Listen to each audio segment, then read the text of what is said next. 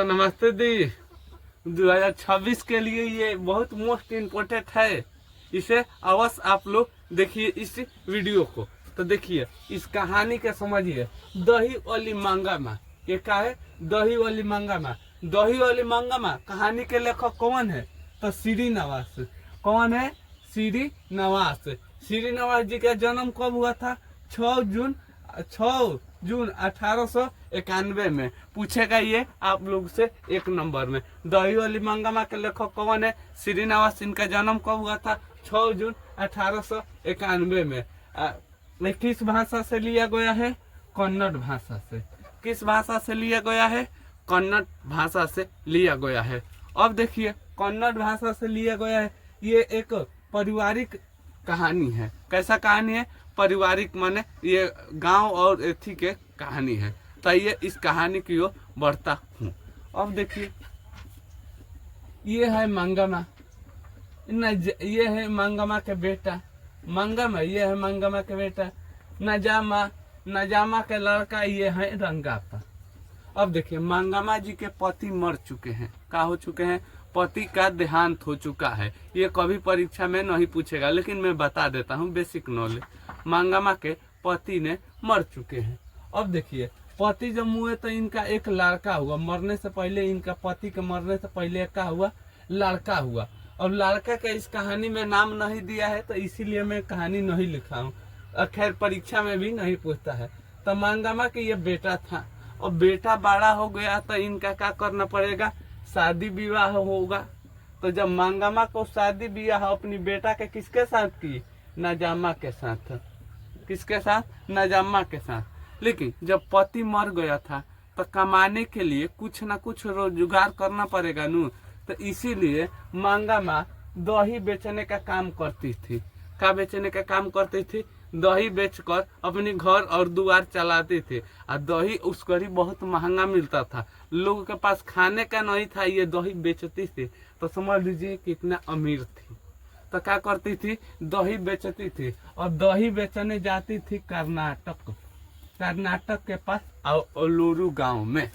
अब ये जब दही बेचती थी तो इनके साथ नजामा के साथ क्या हुआ? विवाह हुआ। खूब धूमधाम से विवाह हुआ। अब विवाह होने के बाद इनका एक लड़का हुआ। क्या हुआ? नजामा जी का एक लड़का हुआ।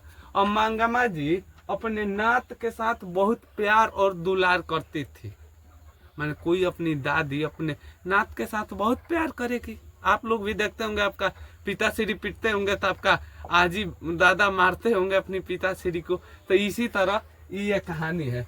तो जब मंगामा रोज दही बंगलोर बेचने जाती थी, बंगलोर के पास एक औलूरू गांव है, तो वहीं पर एक माता जी के का था घर था। माँ जी के एक घर था जिनका नाम नहीं दिया है। तो मंगामा यहाँ से दही बेचने जाती थी नू, तो थोड़ा घरवा पर क्या कर लेती थी? आराम कर लेती थी। मंगामा क्या कर, तब इसमें जाती थी दही बेचने। जब ये दही बेचने जा रही थी तो एक दिन जब दही बेचकर आई, भोर में आई, भोर चाहे कभी आई, तो ये देख रही थी नजामा जी ने इसे खूब हुमच कर पीट रही है। खूब हुमच कर पीट रही है। किसे? अपनी बेटा को।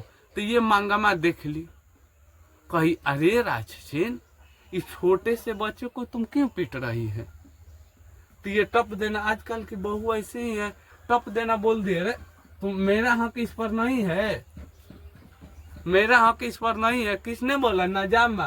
क्या मेरा हक इस पर नहीं है? तो इसीलिए कह रही है बड़ा तुम जमाल लड़ा रही है, आने दो मेरे बेटवा को। तो जब इनका बेटवा आया तो ये द्वार पर बैठी हुई थी। तब ये दही लेकर फिर पहुंच गई बंगलोर। तो जब वो दही बेचकर आ रही थी इधर से, तो जब घर में आ रही थी तो देखी अरे ये तो मेरा सारा सामान इधर उधर है। पूरा बंटवारा हो चुका था घर के। किसने कर दिया था? नजामा जी ने।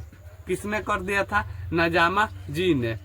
अब देखिए, अब नजामा जी ने घर बंटवारा कर दिया, और खाना भी नहीं बनाई थी। दही बेचकर बेचारी आई थी और खाना भी नहीं खाई थी। तो इसने क्या कर, कैसे भी खाना खा लिया। फिर खाना खाकर दही बेचने फिर चल दिया। तो माँ जी के पास पहुंची तो माँ जी कह रही बड़ा तुम आज उदास लग रही हो। तो ये पूरा कहानी बताई, ऐसे ऐसे मेरे घर में हो गया है। कोई बात नहीं। लेकिन माँ थी मंगम्मा जी ने कह रही थी माता जी श्री मेरे पास कुछ पैसे हैं, आप मेरी बैंक कहीं पर जमा करवा दीजिए। तो ये बात किसको मालूम चला? रंगापा एक आदमी कैसा था, बहुत ईमानदार नहीं था, बहुत छोटा आदमी था, जुआरी था और लाचारी था। गांजा भी पीकर एकदम मस्त रहता था, भोले बाबा के भक्त था, बहुत लाचारी था। इसे मालूम चला कि मंगापा के पास पैसा है। तो एक दिन इनके पीछे गया, कहा मंगम्मा जी कुछ कर्ज दे दीजिए, आज काम है, अब मैं कुछ दिन के बाद आपको दे दूंगा। तो मंगम्मा जी को तो शौक हुआ, मैं इसको पैसा दूंगा बस ये लेकर क्या हो जाएगा, पैसा गायब हो जाएगा। तो इसी डर से माँ जी गया, तब हाली हाली मंगम्मा वहां से चली गई। अब ये पहुंची, जब जा रही थी तो यहाँ पर कही माँ जी देखिए ना, एक मेरे गांव में लूचा और लफंगा नाम के रंगापा रहता था, ये मेरा पैसा का छीनने का प्रयास करता है, तो इसीलिए आप हमारी बैंक में आप पैसा जमा करवा दीजिए। ये जब बैंक में कही अच्छा कल ले आना, मैं आपका जमा करवा दूंगा। तो ये जब पैसा लेकर जा रही थी तो एक कुआं था, एक का था कुआं था, वहीं पर रंगापा इनका हाथ धर लिया, रंगापा मंगम्मा जी का हाथ धर लिया। तो ये तो बात जब हाथ धर लिया, हाथ छोड़ा, कही तुम मेरे घर वाले हो क्या? इस तरह हाथ मेरे कभी घर वाले नहीं दिया, तुम धर लिया है। और मंगम्मा जी ने पैसा ली थी, मंगम्मा जी ने डरा गई थी, अरे कोई पैसा वही मत छीन कर भाग जाए। तब तो वहां से हाली हाली कर कैसा हूँ भी भागी। तो वहां पर भागी या फिर माँ जी के पास से कही माँ जी देखिए ना, मैं पैसा लाया हूँ, आप प्लीज मेरी पैसा जमा करवा दीजिए। कहीं ना, मैं बिना पति के पूछले मैं कुछ काम भी नहीं करता हूँ। तो इसीलिए फिर अपनी पैसा लेकर आ गई।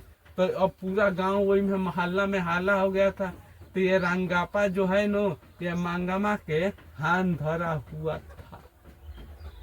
ये हाला नहीं हुआ था लेकिन होने वाला था, लेकिन ये बात मालूम ना जमा कुछ चल गया।